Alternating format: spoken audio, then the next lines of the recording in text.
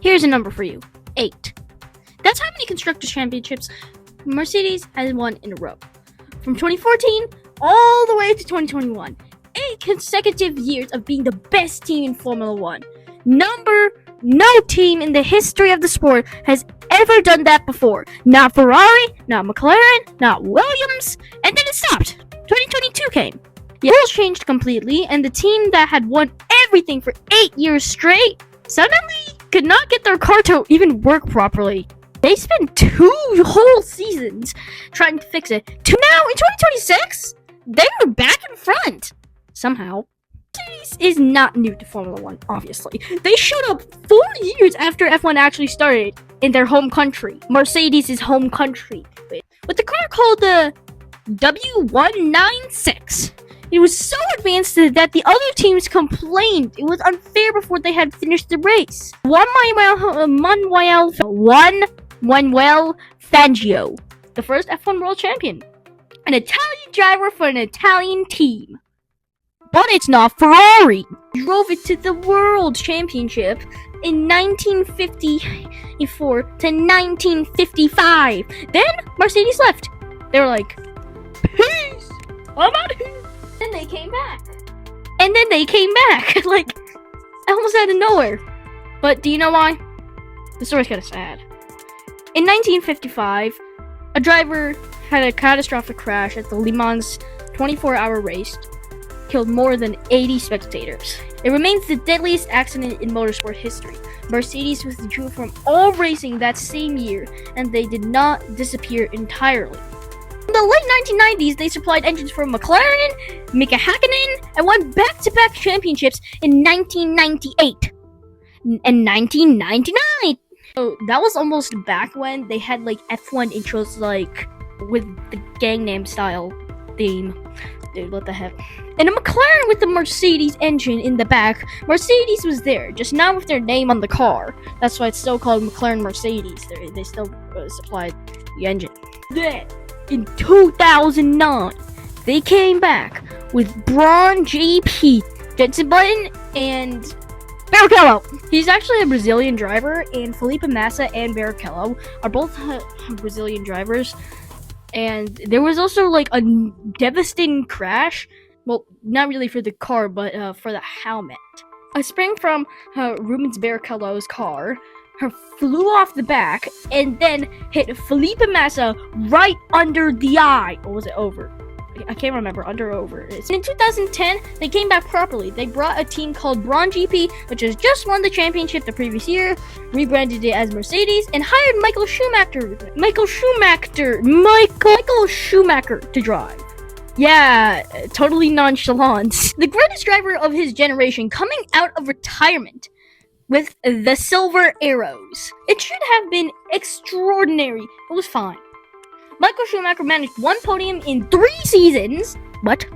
1 in 3 seasons. The car was competitive in patches and ordinary everywhere else. The triumphant return everyone expected never quite materialized. In 2014, Formula 1 changed its engine rules completely. The old V8 engines, the Ford GT4. We're having flashbacks to 1966. Bruce McLaren had competed in the 1966 Le Mans Grand Prix, 24 hours of Le Mans, 24 hours du Mans. Bruce McLaren actually won it and became an F1 driver after that. Apparently. Also after Ken Miles unalived himself by accident. And then 2024 brought genuine signs of life. Hamilton won at Silverstone. Russell won in Australia. Bum, bum, bum. Bum, bum, bum. The car was faster, properly competitive again. Russell won in Austria, not Australia. I was like, wait, did you know that when Russell won in Austria, that was actually the first F1 Grand Prix I actually ever watched? The car was faster, properly competitive again, and the rebuilding was working. Then the announcement that changed everything. Hamilton was leaving after 12 whole years, after 6 championships together, after building the most successful driver-team partnership in the history of Formula 1. He had signed for Ferrari. He wanted a new challenge. He wanted the opportunity to win at the one team whose history and prestige stands apart from everyone else, and they're also goofiness and clownishness. Like, I swear, no one can lose like Ferrari that much. Putting hard tires in the rain when it's slippier than baby oil. Or 2025, the final season at Mercedes. 2026, Antonelli takes the seat. The seat that the greatest driver of prestige, the greatest driver of his generation, had occupied for 12 seasons was now empty. Who's gonna fill it? Oh wait, said Total Wolf. I see something coming in the distance. Oh look, it's Kimi Antonelli. Yeah, let's place him in there. He's pretty good. Now filled with Kimi Antonelli. Antonelli was 17 when he was first in the seat. 18 when he was actually formally announced. He did not compete a full season in Formula 2 yet. He had never driven a Formula 1 car in the race. Mercedes bet their entire frontline operation on someone who couldn't even drink yet, which means he can't have champagne. Oh, by the way, when he was praised in the seat, in the Mercedes seat back when he was 17, he didn't go in Hamilton's place. He actually went in George Russell's place. Mercedes, well, here's what makes Antonelli remarkable. And here is the actual science behind it. He is 19 years old now. His brain is still developing scientifically. It's not actually fully developed until he's like 21. Also, did you know that an adult's brain is actually weighs 1.3 kilograms? This thing weighs 1.3 kilograms. About the weight of a small pineapple. Pineapple heads. We're all pineapple heads, I guess, then. I'm just adding some humor in here. The part of the brain responsible for precaution, risk assessment, and second guessing, called the prefrontal cortex, actually fully develops at age 25. Crazy, right?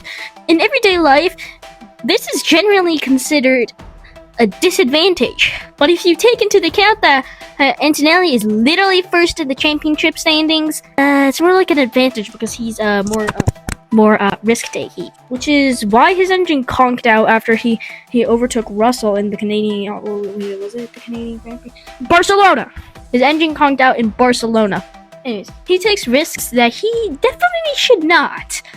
You do not think through consequences properly. Parents worry about this. Teachers mention it a lot. In a Formula 1 car, at the absolute pinnacle of motorsport, he's first. That's like insane. So, he actually has the structural advantage of a fully experienced F1 driver. Someone whose prefrontal cortex is way more than fully developed and active. It's a tiny hesitation every commitment, a millisecond of doubt before the breaking point, a fraction of a second causes a fraction of the second of caution at the apex. These gaps are so small that it's almost like nothing. But they are also real. At 300 kilometers per hour, milliseconds translate directly into lap time. And also milliseconds, let's just say, even cost you a race. Antonelli does not have that hesitation yet, and that is apparently an advantage for him. Crazy, right? Just insane. The W17, Mercedes' 2026 car. This is where 3 years of rebuilding from scratch looks like when it works. The aerodynamic philosophy is different from the ground up. The active aerodynamic system, which automatically adjusts to wing angles based on the car's speed, is implemented more aggressively than most rivals. On circuits where the system switches frequently between configurations, the car has a real efficiency advantage. It generates the downforce it needs in corners and reduces drag on straights without the driver having to manage a compromise between the two. The power unit is the strongest on the grid. Mercedes is not just a Formula 1 team. In a case study, how to fail, rebuild, and come back without losing, What made you good in the first place? The science, the engineering, the personal decisions. The 19-year-old kid in a Formula 1 car with his prefrontal cortex that is probably, he may be 0% developed because he is so fast. And all of it's worth understanding. That is what we just did. I'm the mini commentator Chris. I'm about to hit the DRS zone.